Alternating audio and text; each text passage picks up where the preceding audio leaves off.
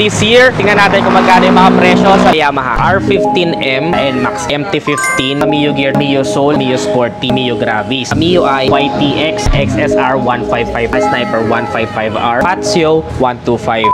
Mabilisan lang netizens sa 2023 na, marami sa inyo titingin na naman at mag-goal na magkaroon ng sariling motor this year. Kaya tingnan natin kung magkano yung mga presyo sa loob. Dito tayo ngayon sa Yamaha.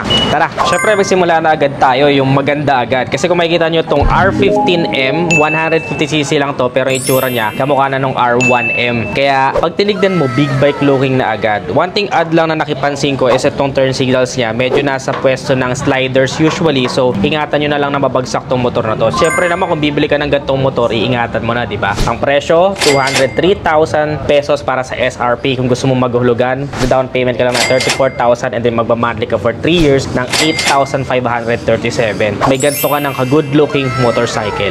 Nice. So kung gusto mo naman i-sense ng medyo naked kasi gusto mo yung mga traffic situation, hindi ka masyadong mangangalay kasi sa sports medyo nasakit lower back mo dyan dahil medyo nakayuko ka. Ito yung naked na lakas din ng dating na MT-15. Napakaganda na itong bagong blue na inilabas nila. Pati yung Max blue na blue, sobrang kastig. Futuristic na din yung design nito na SRP naman nito is 178,000 pesos. Kung gusto mo naman mag-installment, down payment ka lang ng 29,000 then magmamonthly ka for 3 years ng 7,524. Kung nalilitan ka naman sa NMAX, ang liit naman yan. Gusto mo ng mas malaki, syempre may kuya yan. Ito yung X-Max na 300cc. Medyo nabitin lang ng konti para maging expressway legal. Pero kung gusto mo maging brusco sa kalsada at pa-dominate mo talaga yung streets, ito yung maganda. Sobrang ganda ng handling nito netizens and pasasalamatan mo to sa mga habang biyahe kasi parang weatherproof na to kahit bumabagyo, lapat na lapat ka sa lupa. So ito is a maxi scooter. Ang presyo naman nito is 274,000 para sa SRP. Kung gusto mo naman ng installment, magda-down payment ka lang ng 55,000 pesos and then magmamonthly ka for 3 years ng 9,368 pesos.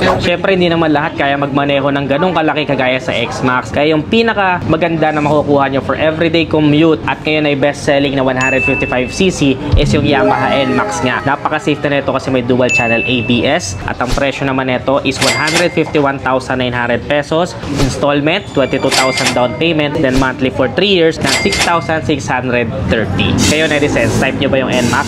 Comment yung mga sa ibaba. Sa mga beginner riders naman or even lady riders sa gusto magsimula at gusto yung FI na or fuel injected dahil matipid sa gasolina, itong Yamaha Mio Gear naman yung may re-recommend natin. So, ang SRP nito is 77,400 and magda-down payment ka lang ng 7,500. May uuwi mo na to and then for 3 years, magmamonthly ka ng 3,556. Napaka-compact netong scooter na to. Sarap gamitin. Ito naman yung una kong biniling motorsiklo noon na brand new. Ito yung Yamaha Mio Soul. Ito ay special edition. Ito yung S or Find Your Trip edition. Kaya makikita nyo kakaiba na yung color variant niya. Kahit yung upuan niya kulay brown na. Ito naman yung may gusto ng mas malaki compared to sa Yamaha Mio Gear. Ang SRP naman nito is 83,900 pesos. Kung gusto mo naman ng installment, magda-down payment ka lang ng 11,999. May uuwi mo na. And then for 3 years, magmamonthly ka ng 3,670. So mga mahilig naman ng carb type dahil napakadaling i-modify kahit yung mga makina niya sobrang daling i-modify and sobrang reliable at napakalaki na community. Ito yung Yamaha Mio Sporty. Napakaganda nitong bagong Saiyan na edition. Ang SRP nito is 73,900 pesos. Magda-down payment ka lang ng 4,000, may uuwi mo na and then monthly ka for 3 years ng 3,546. Ngayon kung bitin ka pa rin dun sa Mio Soul at gusto mo pa rin ng 125cc dahil nagtitipid ka sa gasolina, ito yung pinakamalaki naman ngayon sa kanilang brotherhood. Ito yung Yamaha Mio Gravis. Ang presyo nito is 89,900 pesos. Down payment ka lang ng 10,000 and then magmamonthly ka for 3 years ng 4,068 pesos. Maganda dito, digital na yung meter panel niya. Dun sa mga iba na yon, nakapatid niya na 125cc is analog display pa. Ito naman netizens yung OG na or nauna sa Mio lineup na fuel injected na kaya subok na pagdating sa reliability at pagdating sa pagiging matipid sa gasolina. Ang SRP ng Yamaha Mio I is 77,900 pesos. Gusto mo naman mag-installment, magda-down payment ka lang ng 4,000 and then magmamonthly ka for 3 years ng 3,749 pesos. Kung gusto mo naman ng panghanap buhay na motorsiklo netizens, pwede mong kabitan ng sidecar. Ito yung Yamaha YTX at sobrang reliable na nito. Pagdating sa patipiran, siguradong lalaban ng motor na ito. Ang SRP naman nito is only 52,900 pesos at magda-down payment ka lang ng 3,300, may uuwi mo na. Magmamonthly installment ka ng 2,744 for 3 years.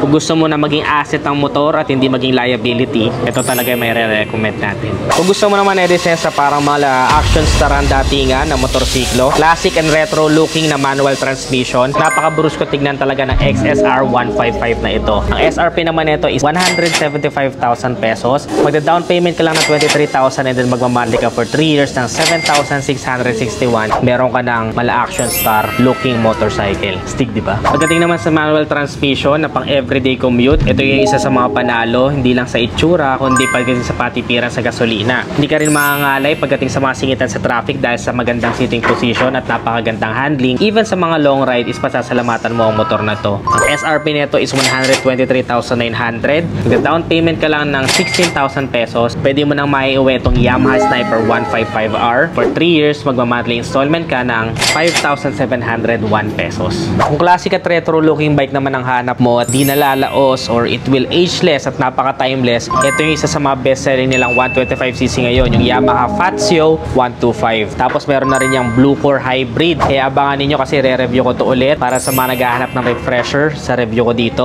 Make sure naka-follow para mapanood ninyo. Ang SRP nito is 92,900 pesos. Kung gusto mo naman mag-installment, magda-down payment ka lang ng 13,000 and then mag-monthly ka for 3 years ng 4,077 pesos, may ganitong motorsiklo ka na. Alin sa mga motorsiklo na na-vlog natin ang favorite nyo, netizens, comment nyo naman sa ibaba. Sa ang mga brands nyo pa ako gustong makita na mag-canvas ng motor, comment nyo rin sa ibaba. Kung nagustuhan mo to, don't forget to give this video a heart. Follow this page for more. Again, this is Ned Adriano. Always keep it cool and ride safe always.